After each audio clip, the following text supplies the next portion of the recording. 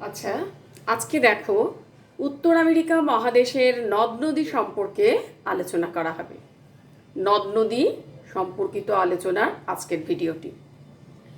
এখন আমরা যে মানচিত্রটি এঁকে রেখেছি বোর্ডেতে, তোমরা প্রত্যেকেই অনেক দিন আগের থেকেই বলা হচ্ছে প্রতিদিন প্রত্যেকে একটি করে ম্যাপ আঁকবে উত্তর আমেরিকা মহাদেশের যখন পড়বে। মানচিত্রটি দেখো, উত্তর আমেরিকা মহাদেশের মানচিত্রটি আমরা বোর্ডের মধ্যে এঁকে রেখেছি।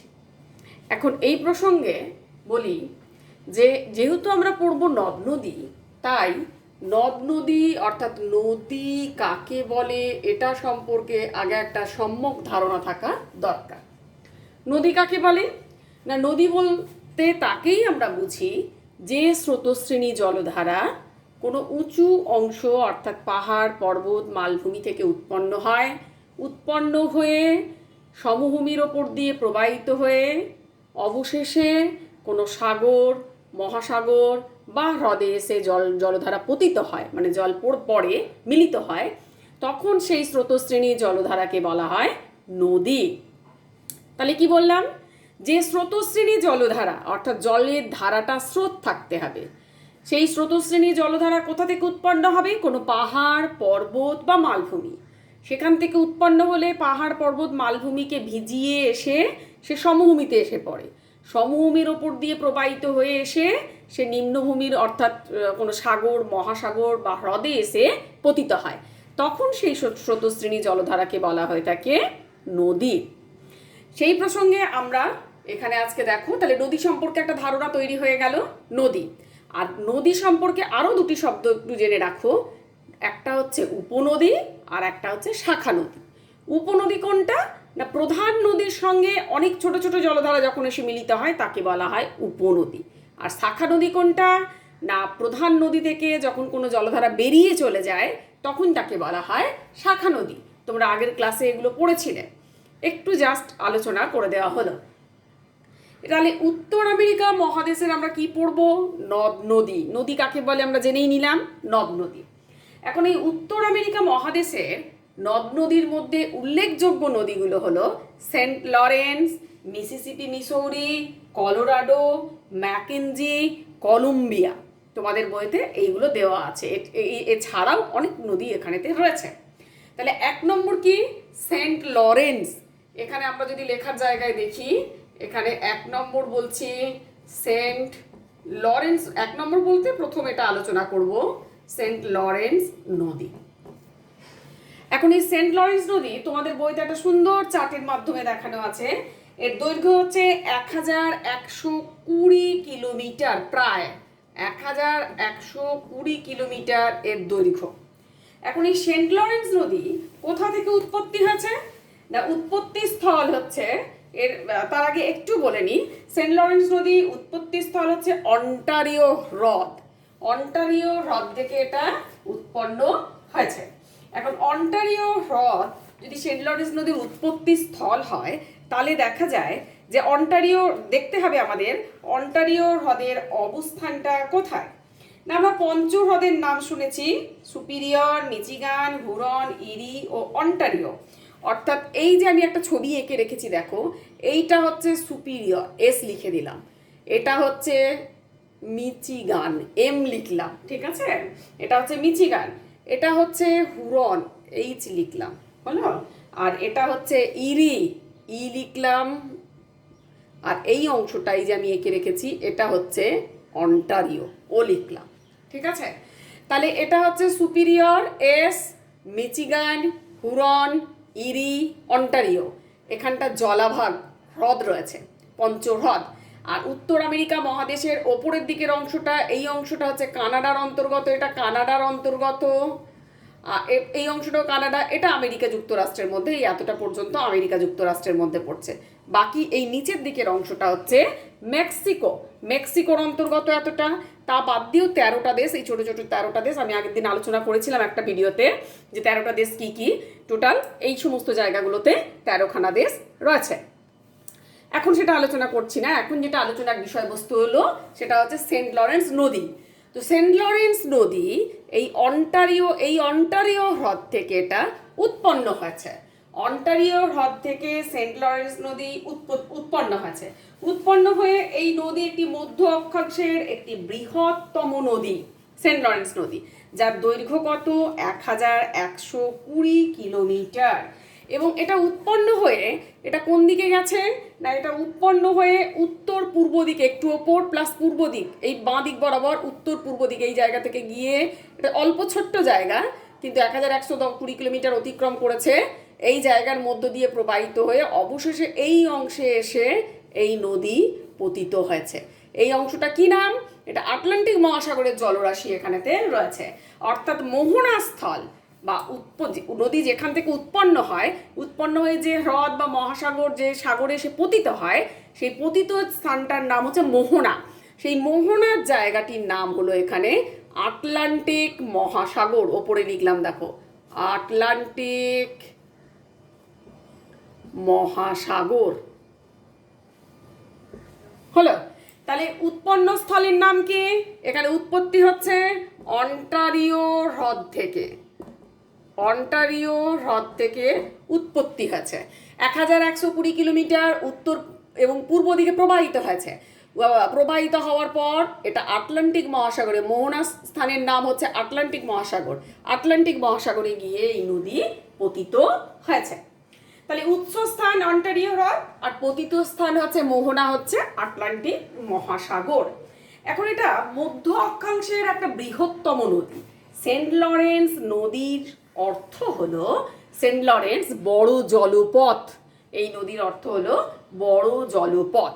এর কিছু উপনদীও রয়েছে, অনেক উপনদী রয়েছে, তার মধ্যে উল্লেখযোগ্য দুটি তোমাদের দেওয়া আছে।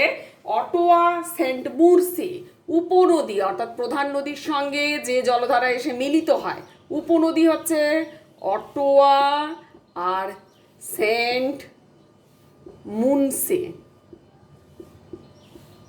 সেন্ট মুনসি এর উপনদীর নাম হচ্ছে। তাহলে এই নদী যখন তোমার আটলান্টিক মহাসাগরের দিকে যাচ্ছে, এখানে অনেক হ্রদ রয়েছে, ছোটোখাটো বড় অনেক, এই জায়গাটা জলাভাগ রয়েছে। তোমরা যদি পৃথিবীর মানচিত্র খোলো, উত্তর আমেরিকা মহাদেশ ম্যাপ বই যদি থাকে, তাহলে দেখবে এই জায়গাটা অনেক ছোটো ছোটো হ্রদ রয়েছে। বা এটাও করতে পারো, গুগল সার্চ করে দেখে নিতে পারো, এই জায়গায় অনেক ছোটো ছোটো হ্রদ রয়েছে। সেই সমস্ত হ্রদগুলোকে সংযুক্ত করে এই অংশে এটা মিলিত হয়েছে। ফলে এই নদীর দেখো একটা অংশ রয়েছে কানাডা, আর এই পাশের অংশটা রয়েছে আমেরিকা যুক্তরাষ্ট্রের অন্তর্গত। তাহলে কি হচ্ছে, দুটো দেশের আন্তর্জাতিক সীমানা একটা নির্দেশ করে এই নদীটি। একটি হচ্ছে উত্তরে কানাডা আর দক্ষিণে হচ্ছে এখানে রয়েছে আমেরিকা যুক্তরাষ্ট্র। টোটাল এই অংশটা পুরোটা হচ্ছে আমেরিকা যুক্তরাষ্ট্রের অন্তর্গত। ফলে এইখান থেকে এই জায়গাটা আমেরিকা যুক্তরাষ্ট্রের অন্তর্গত। ফলে এটা একদিকে আমেরিকা যুক্তরাষ্ট্র, অপরদিকে রয়েছে কানাডা। এই আন্তর্জাতিক সীমানার মধ্যে এটি অবস্থিত এবং এই অংশে এরকম জায়গায় রয়েছে নিউ ইয়র্কের অবস্থান। ফলে এই নদী একটি এই জন্য ভৌগোলিক মানচিত্রে একটি গুরুত্বপূর্ণ ভূমিকা গ্রহণ করে থাকে। ফলে এই নদীর পরিবহনে এই নদীর গুরুত্ব খুব বেশি। নায়াগ্রা জলপ্রপাত এই নদীর ওপরই সৃষ্টি হয়েছিল। নায়াগ্রা যে বিখ্যাত, পৃথিবীর যে বিখ্যাত জলপ্রপাত রয়েছে নায়াগ্রা, সেটা এই নদীর ওপরই এই নায়াগ্রা জলপ্রপাত সৃষ্টি হয়েছিল। এখন সবচেয়ে বিখ্যাত যে জলপ্রপাত নায়াগ্রা, যেটার কথা বললাম, এটা প্রায় 10,000 বছর আগে সৃষ্টি হয়েছিল। নায়াগ্রা জলপ্রপাত প্রায় 10,000 বছর আগে সৃষ্টি হয়েছে। 10,000 বছর আগে এটা সৃষ্টি হয়েছে নায়াগ্রা জলপ্রপাত। এখন এই জলপ্রপাতে প্রতি বছর দেখা যায় যে প্রচুর মানুষ এই জলপ্রপাত দেখতে আসে এবং এই জলপ্রপাত কানাডার অন্টারিও প্রদেশ থেকেও দেখা যায়, আবার আমেরিকা যুক্তরাষ্ট্র থেকেও জলপ্রপাতের জলকে দেখা যায়। এখানে জলপ্রপাতের জলের শব্দ এত বেশি, কোনো মানুষের কথোপকথন কিচ্ছু শোনা যায় না, এত বেশি থাকে। হ্যাঁ, এখানে দেখা যায় জলের স্রোতের শব্দ এত বেশি এবং এই জলপ্রপাতকে দেখার জন্য প্রচুর মানুষ গোটা বিশ্ব জুড়ে এসে এখানেতে ভিড় করে। জলপ্রপাতকে দেখার জন্য 3টে পার্ট রয়েছে, 3 দিক থেকে জলপ্রপাতকে দেখা যায়। একটা হচ্ছে মেন কানাডা দিক থেকে দেখা যায়, আমেরিকা যুক্তরাষ্ট্র আমেরিকার অংশ থেকে, আরেকটা অংশ আমেরিকার অংশ থেকে দেখতে পাওয়া যায় এই জলপ্রপাতের জল। এবং এখানে দেখা যায় আর একটা তোমার ব্রাইডেন থেকে একটা দেখতে পাওয়া যায়, 3টি জায়গা থেকে দেখতে পাওয়া যায়। কানাডা থেকে যে অংশটা দেখা যায় জলপ্রপাতের জল, সেখানটা প্রচণ্ড শক্তিশালী, একদম মানে অধিক পরিমাণে জল ওখানেতে দেখতে পাওয়া যায়। প্রায় দেখা যায় ওই অংশটাতে কানাডা থেকে প্রায় 90% জল ওই কানাডা অংশের ওই জায়গা থেকে দেখা যায়। ওই জায়গায় বলা হয় হর্সু ফলস। ওপর থেকে দেখতে খানিকটা মানে আকাশের ওপর থেকে দেখতে হর্সু মানে ঘোড়ার খুরের মতো লাগে এই জলপ্রপাত। 90% জল এই হর্সু দিয়ে প্রবাহিত হয়। আর তোমার দ্বিতীয় সর্বোচ্চ যে ঝর্ণা রয়েছে সেটা আমেরিকা এপাশ থেকে দেখতে পাওয়া যায়, ফলে জলপ্রপাতটা এই রকম জায়গায় রয়েছে, এই রকম অংশেতে। দ্বিতীয় হচ্ছে তোমার আমেরিকা যুক্তরাষ্ট্র থেকে দেখতে পাওয়া যায়, আমেরিকান ফলস নামে এটা পরিচিত।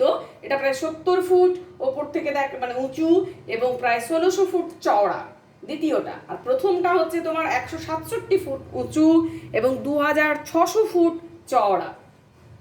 কানাডার থেকে যেটা দেখা যায়, সেটার উচ্চতা হচ্ছে প্রায় 167 ফিট উঁচু আর 2600 ফিট চওড়া থাকে, 2600 ফিট চওড়া। আর আমেরিকা যুক্তরাষ্ট্র থেকে যেটা দেখা যায় সেটা হচ্ছে 70 ফুট আর তোমার চওড়াটা হচ্ছে প্রায় 1600 ফুট। হলো 1600 ফুট চওড়া। আর ছোট যে আরেকটা থাকে, ছোট প্রবাহ, সেটার নাম হচ্ছে ব্রাইডন। ফলে এই নিউ ইয়র্ক, অন্টারিও, আমেরিকার কানাডার মানে অন্টারিও হচ্ছে কানাডার, নিউ ইয়র্ক হচ্ছে আমেরিকা যুক্তরাষ্ট্রে প্রচুর পরিমাণে জলপ্রপাত থেকে বিদ্যুৎ তৈরি হয়, প্রচুর পরিমাণে বিদ্যুৎ তৈরি হয়। এবং এখানে দেখা যায় যে এই জলপ্রপাতের জল শীতকালে অবশ্য কিছুটা জমে যায়।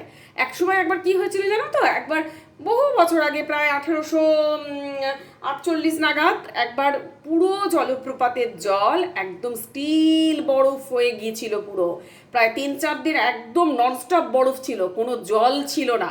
এরকম একটা ঘটনা ঘটেছিল, ঐতিহাসিক ঘটনা পুরো বলা যায়, এই নায়াগ্রা জলপ্রপাতের জল। যাই হোক, কানাডার অন্টারিও প্রদেশের দক্ষিণ পূর্ব ও নিউ ইয়র্কের উত্তর পশ্চিমে এটি তাহলে অবস্থিত। এখানে অন্টারিও প্রদেশ রয়েছে, তার দক্ষিণ পূর্ব দিকে এটা রয়েছে। আর এই যে নিউ ইয়র্ক বলেছিলাম, নিউ ইয়র্কের উত্তর প্লাস পশ্চিম দিকে রয়েছে এই নায়াগ্রা জলপ্রপাতের অবস্থান। তাহলে টোটাল সেন্ট লরেন্স নদী সম্পর্কে আমাদের আলোচনা করা হলো। তাহলে একটি নদী গেল সেন্ট লরেন্স, একটা নদী সম্পর্কে আলোচনা করা হলো সেন্ট লরেন্স। এরপর দ্বিতীয় নদী কি আছে তোমাদের বইতে, যেটা আছে দ্বিতীয় নদী, সেটা হচ্ছে মিসিসিপি মিসৌরি নদী। তাহলে মিসিসিপি মিসৌরি নদী পড়াতে গেলে আমার ভেতরের অংশটা আগে মুছে ফেলতে হবে, একটু মুছে ফেলি। মিসিসিপি মিসৌরি নদী, আচ্ছা, নইলে অনেক বেশি ঘন হয়ে যাবে আর বোঝা যাবে না। বোর্ড তো ছোট, স্কুলের বোর্ডের মতো বোর্ড নয়, ফলে অসুবিধা সৃষ্টি করবে। হলো, পরিষ্কার করে দেওয়া হলো। পঞ্চহ্রদকেও কি মুছে ফেলবো? 5টা হ্রদের নাম পঞ্চহ্রদ একসাথে বলা হয় আর কি। আচ্ছা, এবারে আসি মিসিসিপি মিসৌরি, লিখে দিই। এটা সুপিরিয়র। আচ্ছা, 2 নম্বর নদী কি? মিসিসিপি। এটা একটি যুগ্ম নদী, মিসৌরি, অর্থাৎ মিসিসিপির সাথে মিসৌরি এসে সংযুক্ত হয়েছে, মিসিসিপি মিসৌরি একসঙ্গে বলা হয়ে থাকে। এর টোটাল দৈর্ঘ্য হচ্ছে 6270 কিলোমিটার। 6270, আচ্ছা বাংলাতেই লিখি, আগের বারে বোধহয় বাংলাতেই লিখেছিলাম। 6270 কিলোমিটার মিসিসিপি মিসৌরির দৈর্ঘ্য। এখন এই মিসিসিপির আলাদাভাবে যদি দৈর্ঘ্য দেখা যায়, এটার আলাদাভাবে দৈর্ঘ্য হচ্ছে মিসিসিপির 3730 কিলোমিটার প্রায়। আবার সেই ইংরেজি বাংলা মিশে গেল না গো, দাঁড়াও, গন্ডগোল হয়ে যাচ্ছে। 3730 কিলোমিটার মিসিসিপি যদি দেখা যায়। এবং এই মিসিসিপি নদী উৎপন্ন হয়েছে সুপিরিয়র যে হ্রদ রয়েছে, সুপিরিয়র হ্রদের পশ্চিম দিকে বরাবর একটা পর্বত রয়েছে, সেই পর্বতের একটি হ্রদ রয়েছে ইটাস্কা হ্রদ নামে। সেই ইটাস্কা হ্রদ থেকে এই নদীটি, মিসিসিপি নদীটি, মিসিসিপি নদীটি উৎপন্ন হয়েছে। এই হ্রদটি হচ্ছে ইটাস্কা, ইটাস্কা থেকে এটা উৎপন্ন হয়েছে এবং এটি মার্কিন যুক্তরাষ্ট্রের দ্বিতীয় দীর্ঘতম নদী। এর নামকরণ হয়েছে আজিব ওয়ে বা অজীব ওয়ে শব্দ থেকে, অর্থাৎ যার অর্থ হলো মহানদী। মিসিসিপির অর্থ হলো মহানদী। এখন এখান থেকে এই নদীটি উৎপন্ন হয়ে আসছে, ঠিক এসেছে মিসিসিপি, এই মুখও আসছে, নিচের দিকে নামছে, ধ্যাত বাবা,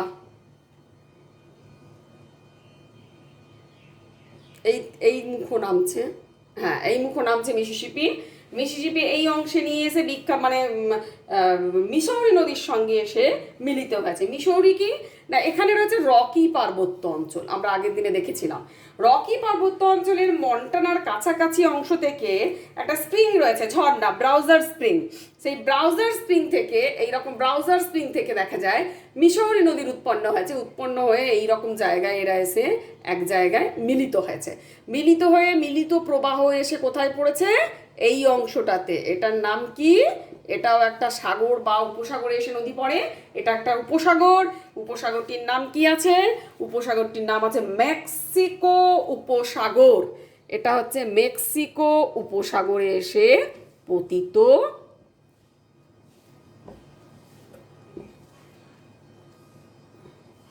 হয়েছে। তাহলে মেক্সিকো উপসাগরে এসে এটা পতিত হয়েছে। তাহলে তোমাদের বইতে যেটা দেওয়া আছে, সুপিরিয়র হ্রদের পশ্চিম তীরের পার্বত্য অঞ্চল থেকে উৎপন্ন হয়েছে মিসিসিপি মিসৌরি একসাথে বলা আছে এবং এটা মেক্সিকো উপসাগরে পড়েছে। কিন্তু আলাদাভাবে যদি আমরা দেখতে চাই, আলাদাভাবে হচ্ছে ইটাস্কা একটা হ্রদ থেকে আর একটা রকি পার্বত্য অঞ্চলের একটা স্প্রিং থেকে উৎপন্ন হয়েছে। এটা হচ্ছে মিসিসিপি, এটা হচ্ছে মিসৌরি। দুটো জায়গা এসে একটা জায়গাতে এসে মিলিত হয়েছে। মিলিত হয়ে তোমার ওই গ্রেট প্লেটো বা তোমার কোন ওজার প্লেটোর কাছে এটা প্রায় মিলিত হয়েছে, এইরকম স্থানে মিলিত হয়ে এটা কোথায় পড়েছে? মেক্সিকো উপসাগরে পড়েছে। দুটো মিলিয়ে দৈর্ঘ্য হচ্ছে ৬,২৭০ কিলোমিটার, একটা ৩,৭৩০ কিলোমিটার আর মিসৌরি দৈর্ঘ্য ৩,৭৬৭ কিলোমিটার টোটাল পথটা। এখন এই নদীটি দুটো হচ্ছে, এটা দুটো নদী একসাথে যদি দেখা হয় দৈর্ঘ্যের হিসাবে উত্তর আমেরিকার সব থেকে দীর্ঘতম নদী এবং বিশ্বের নিরিখে যদি দেখা যায়, সমগ্র বিশ্বের নিরিখে এটা চতুর্থ স্থান। উত্তর আমেরিকার নিরিখে এটা প্রথম, আর বিশ্বের নিরিখে হচ্ছে চতুর্থ স্থান। বিশ্বের নিরিখে এটা এই নদী দখল করে এবং এখানে এই মিসৌরি এবং মিসিসিপি এর তীরে বেশ বিখ্যাত শহরও রয়েছে। যে কোনো নদীর তীরেই বিখ্যাত শহর থাকে, এক্ষেত্রেও তাই হয়েছে। যেমন মিসিসিপির তীরে বিখ্যাত New Orleans, Saint Louis, Baton Rouge, Minneapolis, Saint পল উল্লেখযোগ্য। আর মিসৌরির মধ্যে কিছু রয়েছে Kansas city, great false, Bismarck প্রভৃতি শহরগুলি অবস্থিত করছে। এখন এই নদীগুলোরও উপনদী কি? মিসৌরি, আনকানসাস রেড এবং উত্তর আমেরিকার, একটু আগেই বললাম উত্তর আমেরিকার এটা প্রথম, তার মানে কি দীর্ঘতম নদী। উত্তর আমেরিকা মহাদেশের এটা প্রথম স্থান অধিকার করে, মানে উত্তর আমেরিকার মধ্যে দীর্ঘতম নদী। টোটাল নদীর গতিপথ হচ্ছে ৬,২৭০ কিলোমিটার। মিসিসিপি এবং মিসৌরি নদীর টোটাল গতিপথ হচ্ছে ৬,২৭০ কিলোমিটার। এই গেল মিসিসিপি মিসৌরি সম্পর্কিত আলোচনা। তাহলে এরপরে আরও দুটি নদী তোমাদের বইতে পড়ে রইল, দুটো না তিনটে, কলোরাডো, ম্যাকেঞ্জি এবং কলম্বিয়া, তিনটি নদী রয়েছে। তাহলে কলোরাডোতে আসি, আবার এই অংশটা আবার মুছে ফেলি, মিসিসিপি মিসৌরিকে মুছে ফেললাম। তোমাদের জানার সুবিধার্থে তোমরা ম্যাপটি অবশ্যই আঁকবে, এঁকে তারপরে ওটা দেখে ধরে ধরে প্র্যাকটিস করবে। তোমাদের বইতে নদ নদীরও একটি সুন্দর ছবি দেওয়া আছে, আমি ছবিটা বরং দেখিয়ে দিই একবার, তাহলে তোমাদের আরও বুঝতে সুবিধা হবে। ছবিটি একটি সুন্দর ছবি রয়েছে নদ নদী সম্পর্কে, পেজ নাম্বার হচ্ছে 84 পেজের মধ্যে দেখো এই যে একটা নদ নদীর একটা সুন্দর ছবি রয়েছে। এই যে মিসিসিপি মিসৌরি দেখছো মিলিত হয়ে এই জায়গায় পড়ছে, সেন্ট লরেন্স এপাশে নীল রং যেটা দেওয়া আছে এই অংশে, তোমরাও ম্যাপটা এঁকে নীল রং দিয়ে নদীটা আইডেন্টিফাই করবে। এই যে কলোরাডো দেখছো, হ্যাঁ হলো, কলম্বিয়া দেখছো এবং এখানে ম্যাকেঞ্জি নদী দেখছো। তাহলে এরপরে যে তিনটে বাকি আছে সেই তিনটে আমরা আলোচনা করব। এরপরের যে নদী সেটা হচ্ছে কলোরাডো নদী। তাহলে এরপরে 3 নম্বর নদীর নাম হচ্ছে কলোরাডো। কলোরাডো নদী হলো। তাহলে কলোরাডো নদী এর দৈর্ঘ্য কত না, এর দৈর্ঘ্য হচ্ছে 2300 কিলোমিটার।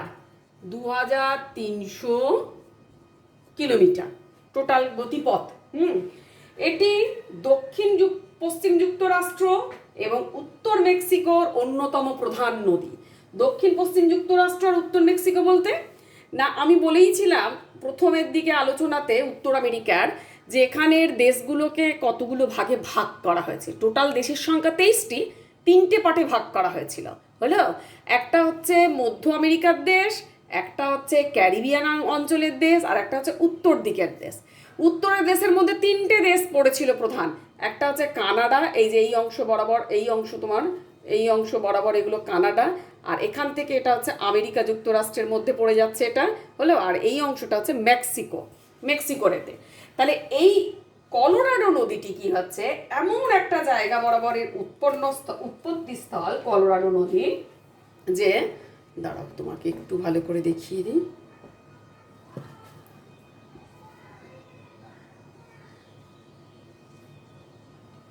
হ্যালো, এটা হচ্ছে আমেরিকা যুক্তরাষ্ট্রের পুরো যুক্তরাষ্ট্রের অংশ।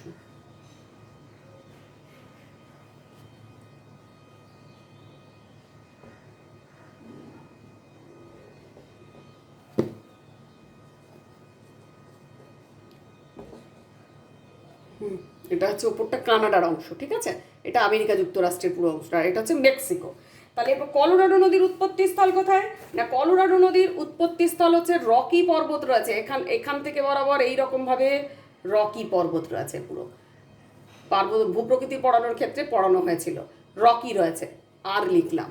হ্যাঁ, সেই রকি পর্বত থেকে এটা উৎপন্ন হয়েছে, রকি পার্বত্য অঞ্চল থেকে এটা উৎপন্ন হয়েছে। অর্থাৎ এই রকম রকি জায়গা থেকে যদি উৎপন্ন হয়, এই অংশটাতে গিয়ে রকি থেকে উৎপন্ন হয়ে এটা কোথায় গিয়ে পতিত হয়েছে না, এই অংশটা গিয়ে ক্যালিফোর্নিয়া সাগরে গিয়ে এসে পতিত হয়েছে। অর্থাৎ রকির এই অংশ থেকে উৎপন্ন হয়েছে, উৎপন্ন হলো এই অংশ থেকে উৎপন্ন হয়ে এটা পড়ে যাচ্ছে একদম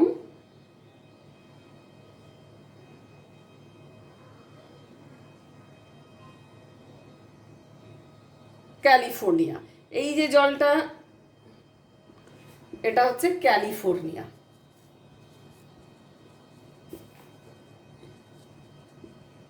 ক্যালিফোর্নিয়া উপসাগর হলো। তাহলে এই ক্যালিফোর্নিয়া উপসাগরে এসে এই যে অংশটা মাঝের এইটা দেখছো, এটা হচ্ছে ক্যালিফোর্নিয়া। এই ক্যালিফোর্নিয়া উপসাগরে এসে রকি এই কলোরাডো নদী পতিত হয়েছে। তাহলে কি দেখা যাচ্ছে, কলোরাডো নদীর একমাত্র দক্ষিণ পশ্চিম যুক্তরাষ্ট্র আর মেক্সিকো যে রয়েছে, মেক্সিকোর উত্তর মেক্সিকো প্রধান নদী। নদীটি শুষ্ক জলবিভাজিকাকে নিষ্কাশন করে, যা যুক্তরাষ্ট্রের 7টি এবং মেক্সিকোর 2টি রাজ্যের অংশকে ঘিরে রেখেছে। এই কলোরাডো নদীটি আবার অ্যারিজোনা নেভাদা সীমান্তে পৌঁছানোর আগে কলোরাডো মালভূমি ও গ্র্যান্ড ক্যানিয়নের মধ্য দিয়ে দক্ষিণ পশ্চিমে প্রবাহিত হয়। গ্র্যান্ড ক্যানিয়ন কি? গ্র্যান্ড ক্যানিয়ন হচ্ছে একটা শুষ্ক নদী উপত্যকা। অর্থাৎ কলোরাডো নদীর সুদীর্ঘ পথ মরুভূমি অঞ্চলের ওপর দিয়ে যখন গেছে, তখন মরু অঞ্চলে নদী কি করে, নিচের দিকে বেশি ক্ষয় কাজ করে।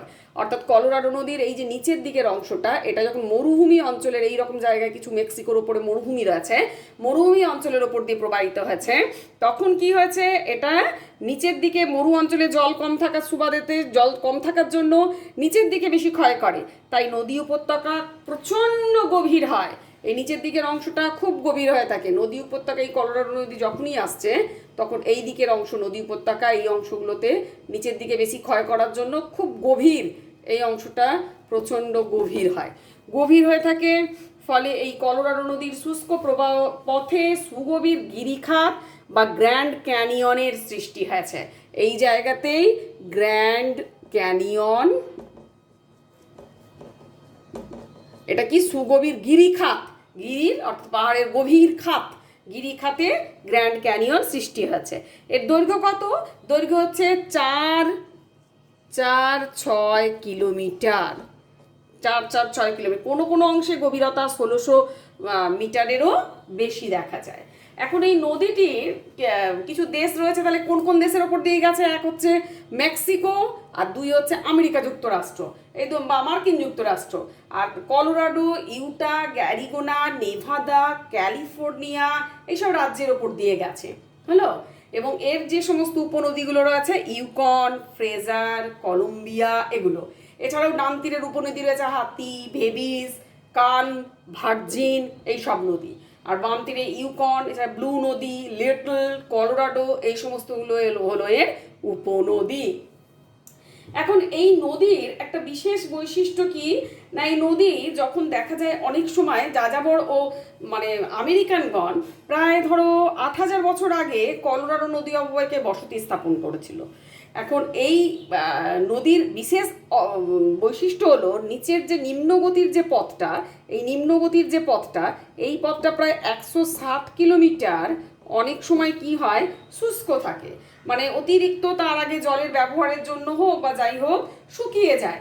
এই নদীটিতে দেখা যায় 1846 সালে কলোরাডো নদী অববাহিকার বেশিরভাগটি আমেরিকা যুক্তরাষ্ট্রের মধ্যে অন্তর্গত হয়। তোমরা দেখলেই যে এই অংশটা কি হচ্ছে, বেশিরভাগ, বাকিগুলো মুছে ফেলছি তাহলে বুঝতে সুবিধা হবে।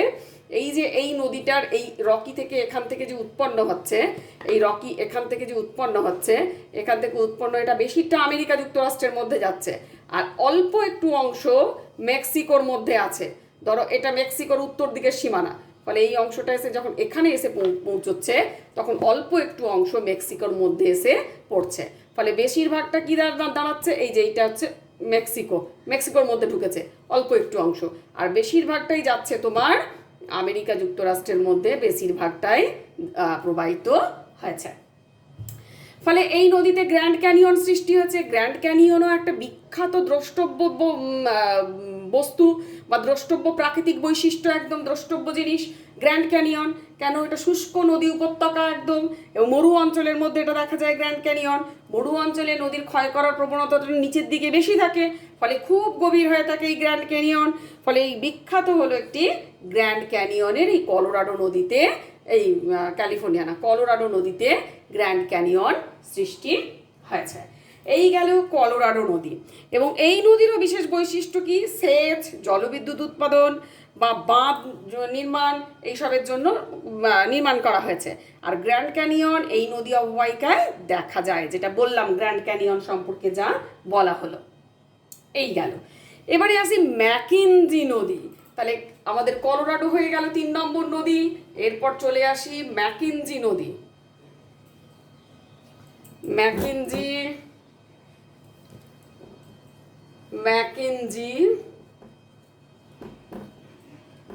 নদী।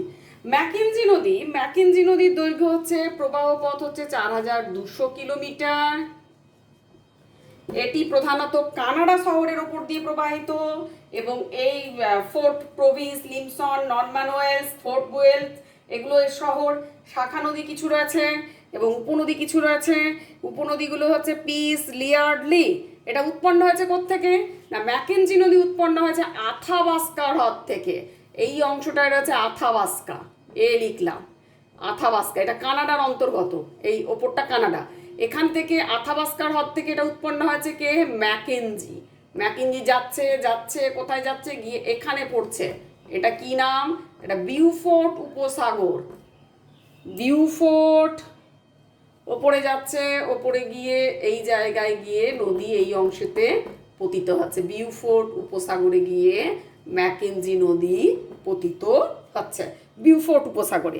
পিস, লিয়ার্ডলি এর প্রধান উপনদী। তাহলে এখান থেকে উৎপন্ন হচ্ছে, এটা কি হ্রদ, এই অংশটা হচ্ছে ধরো এটা হচ্ছে আথাবাস্কা। এই আথাবাস্কার হ্রদ থেকে ম্যাকেঞ্জি উৎপন্ন হয়েছে, উৎপন্ন হয়ে উত্তর দিকে যাচ্ছে, উত্তর দিকে যাওয়া গিয়ে বিউফোর্ট সাগরে পড়ছে, উপসাগরে। ওপরের দিকটা যেহেতু উচ্চ অক্ষাংশ, বেশিরভাগ সময় এখানে বরফাচ্ছন্ন থাকে, ফলে নদীর জলও বরফ হয়ে যায়। গ্রীষ্মকাল ব্যতীত নদীর জল শীতকালেতে ভালো রকমভাবে জমে যায়। তখন কি হয়, শীতকালে নৌ চলাচল করে না, বরফের মধ্যে তো আর নৌ চলাচল করা যাবে না, নৌ চলাচল করা যায় না, শীতকালে নৌ পরিবহন যোগ্য নয়। কিন্তু গ্রীষ্মকালে এই নদীতে নৌকা ও স্টিমার চালানো যায় এই ম্যাকেঞ্জি নদী। এরপরে আসি কলম্বিয়া। কলম্বিয়া নদী। তাহলে এই গেল ম্যাকেঞ্জি, এরপরে আসি কলম্বিয়া। 4 নম্বর 5 নম্বর যে নদী,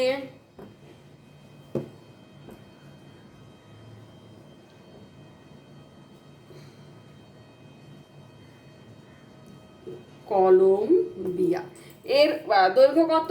1954 কিলোমিটার। কলম্বিয়া, এই কলম্বিয়া নদীর উৎপত্তি স্থলের নাম কি? না, উৎপত্তি স্থলের নাম হচ্ছে, একটা লেক রয়েছে, কলম্বিয়া লেক। লেক মানে হ্রদ। কলম্বিয়া লেক থেকে এটি উৎপন্ন হয়েছে। উৎপন্ন হয়ে এটা কোন দিকে প্রবাহিত হয়েছে? তোমার এই কলম্বিয়া নদী না প্রশান্ত মহাসাগরে পতিত হয়েছে। অর্থাৎ কলম্বিয়া লেক থেকে উৎপন্ন হয়েছে, উৎপন্ন হয়ে এটা প্রশান্ত মহাসাগরে এসে পতিত হয়েছে। এই রকম জায়গা থেকে এটা উৎপন্ন হয়ে এই অংশে এই প্রশান্ত মহাসাগরের জলরাশির মধ্যে এটা পতিত হয়েছে। কলম্বিয়া নদী প্রশান্ত মহাসাগরে এসে পড়েছে। এই মুখ্য নদীটি প্রশান্ত মহাসাগরে, এখানে প্রশান্ত মহাসাগরের জলরাশি, এটা প্রশান্ত মহাসাগরে এসে পতিত হয়েছে কলম্বিয়া নদী।